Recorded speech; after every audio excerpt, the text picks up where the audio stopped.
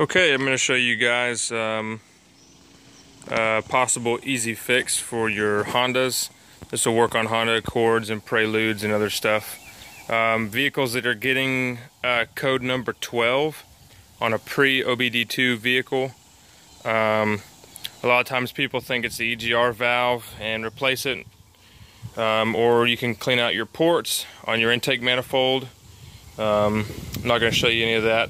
This is for the people that have already gone through and tested your EGR control solenoid and valve, and if they both test good according to the service manual, then the service manual will tell you to go to the computer and do a pin-out test from there and test for voltage. But it's a lot easier if you actually do it here at the EGR valve connector. What you can do is first you test between the green and blue and the yellow and blue wires on the lift sensor connector, and if you do have 5 volts, then you can move on to the next test, which is going to be hook up a little simple meter and ground out the ground side, and then on the positive side it's best to use some kind of probe. I'm just using a safety pin, and you're going to probe the white wire with a black stripe, and with the with full vacuum applied here at the EGR valve, you should see your 5 volts.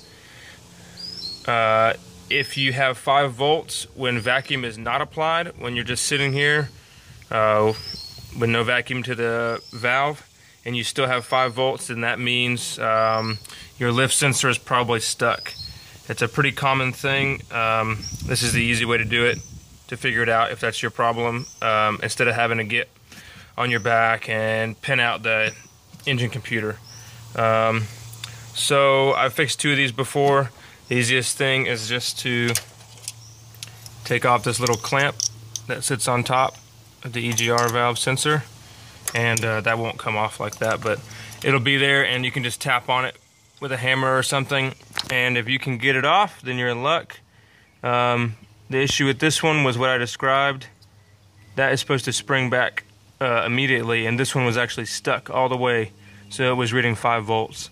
I actually tapped on it a little bit and got it to release, and you know, it'll read different voltage.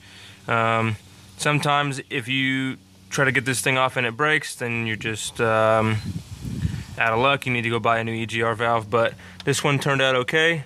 So what I'm going to do is use some PB Blaster and spray inside this just to loosen it up so it'll spring back immediately, and then stick it back on there. So anyway, I hope that helps you guys out.